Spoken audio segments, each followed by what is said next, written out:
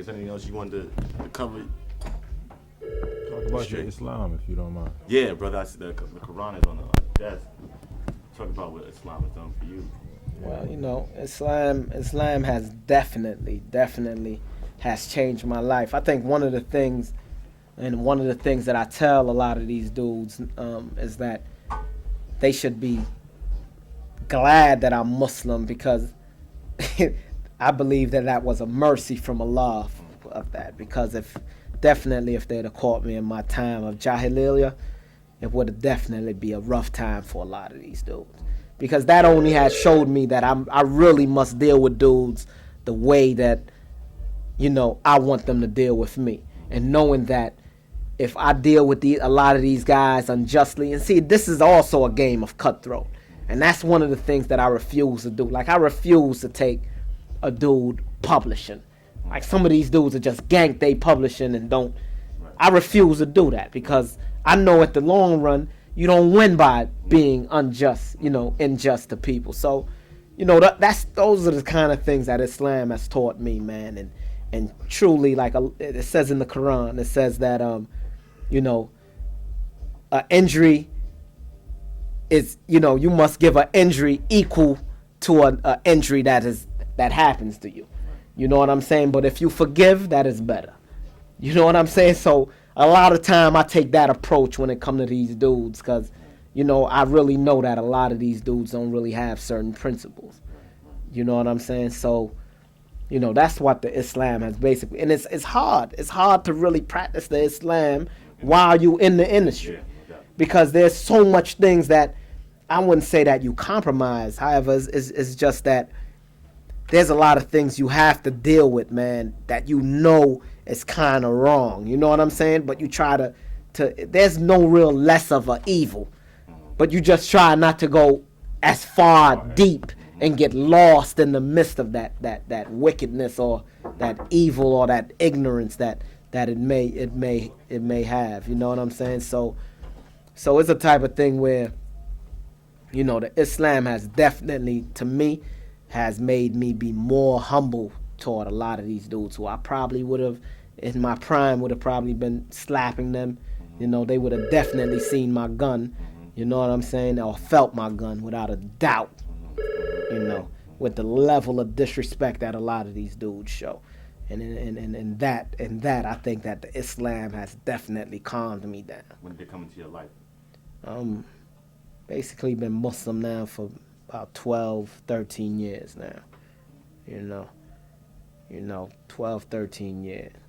And then what's something you could leave the youth with of you know, some of the pitfalls they might come across and how to steer clear and you know, come up right, you know, some advice or as that you Islam or just in general? Just as Jimmy, you know, either one. If Islam plays into it, then allow it to play in. But you know. Well, basically, man, my story isn't any different than anybody else's story in the street.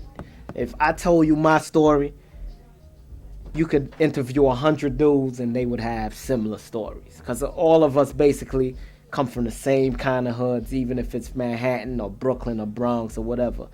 But all of our stories is basically the same. And when we see that one person make it or is doing well, we got to know that we can all do well without, you know, and I go back to the compromising, because a lot of times that's what we end up doing. We end up compromising, and then we end up getting in situations that we shouldn't be in. You know what I'm saying? So at the end of the day, no matter how bleak it might look, it really ain't as bleak as it might seem, man. There's always a way out, and as long as you stay positive and you stay, you know, consistent and persistent, you're gonna win through. That's good. Mm-hmm. That's a wrap. Don't compromise. Keep it real. Actually, one last thing. Let people know, you know, what it means to you. What do the words "ear to the street" mean? What does that mean to you? The industry? Ear to the street. Ear to the street. What does that mean to you? If it's nothing, say nothing. Oh, no. Ear to the street, bro. Let me tell you. That's one of the things why Henchman has survived so long, because we've been always able to keep our ears to the streets. And when you got your ears to the streets, even if it's rumors or whatever, you always know what's going on and what's popping. And that's all over the world.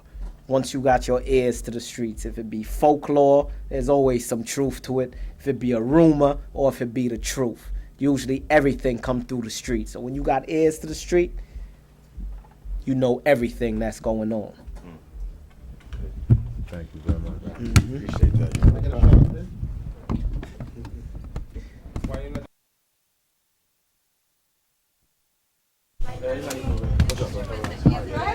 Man, lovely. This is Khalid. How you doing, Khalid? Hit the streets. Documentary. Oh, word? Yeah. You caught me off guard. What you want to say? Lead me back to my Oh, okay, all right. Well, this is Henchman Entertainment, y'all.